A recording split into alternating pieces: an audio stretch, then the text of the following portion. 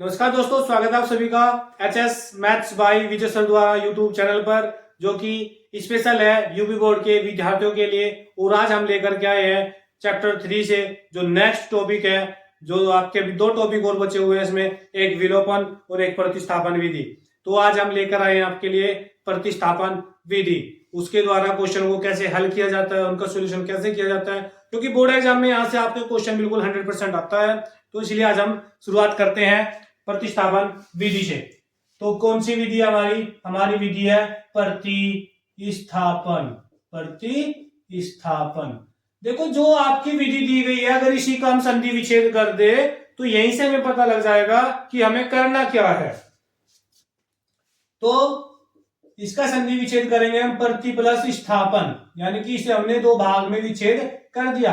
प्रति यानी कि किसी चीज को कॉपी करना, स्थापन यानी कि उसे पेस्ट करना, जो कि आज के टेक्नोलॉजी के युग में हर किसी को पता है कि कॉपी और पेस्ट क्या होता है। कॉपी का मतलब होता है किसी वस्तु को कॉपी करना है, पेस्ट उसे दूसरी जगह ले जाकर के हमें स्थापित कर देना है। तो इसी के आधार पर आपकी प्रतिस्थापन विधि का सॉल्यूशन हम लोग निकालते हैं, और बहुत आसान होगी, अच्छे से समझ में आएगी थोड़ा ध्यान से। जैसे कि हमको दो समीकरण देगा कि एक्स वाई बराबर 14, समीकरण आपकी एक होगी। दूसरी समीकरण दे दिया आपको एक्स माइनस के वाई बराबर 4, ये आपकी सेकंड समीकरण है। एक नियम, एक कंडीशन इसमें याद रखना आप लोग, करना क्या है, करना क्या होगा कि अगर आप समीकरण 1 से कॉपी करोगे एक्स या वाई का मान, तो समीकरण 2 में रखोगे, और समीकरण 2 से अगर एक्स वाई का मान कॉपी करोगे तो समीकरण 1 में रखेंगे। यानी कि एक से कॉपी करनी है, दूसरी में रखना है। जैसे हम मोबाइल में किसी नंबर को या कुछ डॉक्यूमेंट्स कॉपी करते हैं, तो कहीं से कॉपी करेंगे और दूसरी जगह पर ले जाकर के उन्हें पेस्ट कर देंगे। तो उसी प्रकार से यहां पर भी करना है कि समीकरण 1 से कॉपी करेंगे, समीकरण 2 में रखेंगे, और समीकरण 2 से कॉपी करेंगे तो समीकरण 1 में रखेंगे।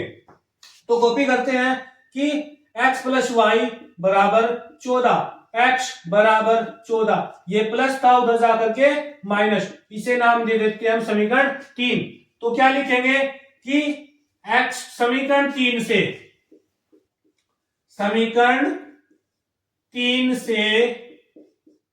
x का मान समीकरण 2 में रखने पर, यानी कि समीकरण 1 से मान निकालना है तो 2 में रख दो, जहां पे भी x है।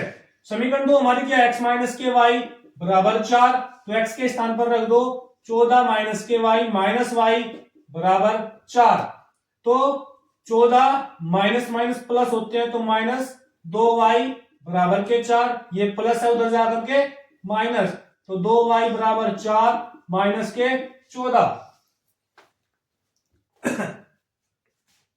तो यहां पे हमारा होगा माइनस के 2y बराबर माइनस के 10, माइनस से माइनस।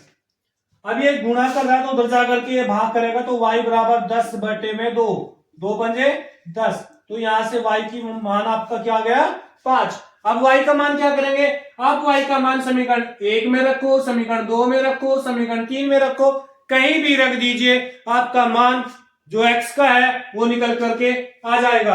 तो हम करेंगे यहां पर y का मान समीकरण 3 में रखने पर, समीकरण 3 में रखने पर, तो समीकरण 3 हमारी क्या थी, x बराबर 14 माइनस के y, तो x बराबर 14 माइनस 5, तो x का मान यहां पर हमारा आता है 9। तो यहां से हम प्रतिस्थापन विधि को बहुत ही आसानी से निकाल सकते हैं, लेकिन उसके लिए सबसे पहले जो प्रतिस्थापन विधि है उसी का ही आपको क्या करना है, फैक्टर करना है। अर्थात उसके हमें दो भाग में विभाजित कर लिया, उसे दो भाग में विच्छेद किया। प्रतिस्थापन, प्रति प्लस स्थापन, प्रति प्लस स्थापन ये हो गया।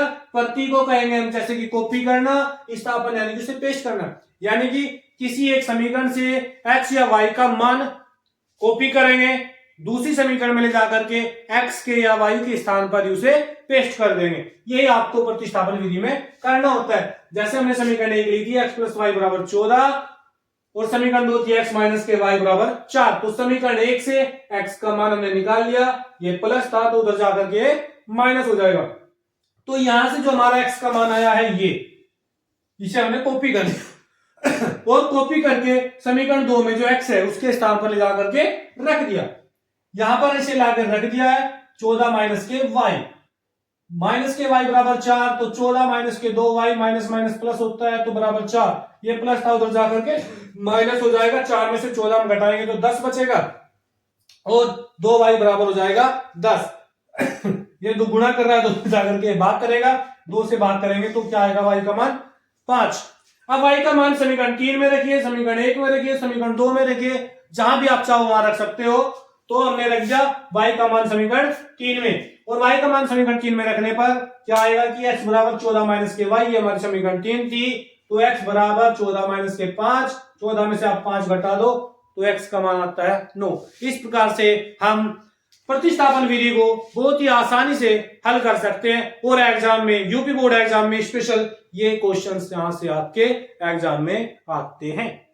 अब हम इसी पर नेक्स्ट क्वेश्चन करेंगे। अगला क्वेश्चन, यहां तो आपको केवल सिंपल समीकरण दी गई थी, लेकिन कहीं ऐसा हो सकता है कि प्रतिस्थापन विधि में आपको फ्रैक्शन में समीकरण को दे दे। जैसे दिया है एक क्वेश्चन कि s माइनस टी बराबर 3, समीकरण 1। दूसरी समीकरण यहां पर दी है आपको s बटे 3 और प्लस t बाई 2, t बटे 2 और बराबर में आपका 6। ये आपको सेकंड समीकरण देगी। तो यहां पर आपको करना क्या है, जैसे कि पहले में हमारे पास दोनों समीकरण सिंपल थी, यहां पर एक समीकरण को उन्होंने भिन्न में दिया है, तो क्या करेंगे, पहले इस समीकरण को साधारण समीकरण बनाएंगे। साधारण समीकरण बनाने के लिए आपको 2 और 3 का एलसीएम लेना होगा। तो 2 और 3 का एलसीएम आपका क्या आएगा 6, 2 और 3 का हमें एलसीएम निकालना है, 2 एकम 2, 3 और 3 एकम 3, दोनों की गुणा कर देंगे तो कितना आएगा 2 तिया 6, 2 तिया 6 हमारा एलसीएम आता है। तो 3 से भाग करेंगे 2 आएगा, 2 की गुणा हम s के साथ कर देंगे, प्लस 2 से भाग करेंगे 2 तिया 6, 3 आएगा, 3 की गुणा t के साथ करेंगे और बराबर हमारा शिक्षण नीचे एक मान के क्रॉस मल्टीप्लाई, यानी कि 2s प्लस 3dt बराबर 36। इस प्रकार से आपकी सेकंड समीकरण होगी। तो दोनों समीकरण जैसे हमने पहले क्वेश्चन किया था सेम वही समीकरण आपकी बनके सामने आ गई। अब इसे हम आसानी से सॉल्यूशन कर सकते हैं। तो समीकरण 1 से s माइनस के t बराबर 3, s बराबर 3 प्लस के t, ये माइनस था उधर जाकर के प्लस, ये समीकरण 3 हो गई।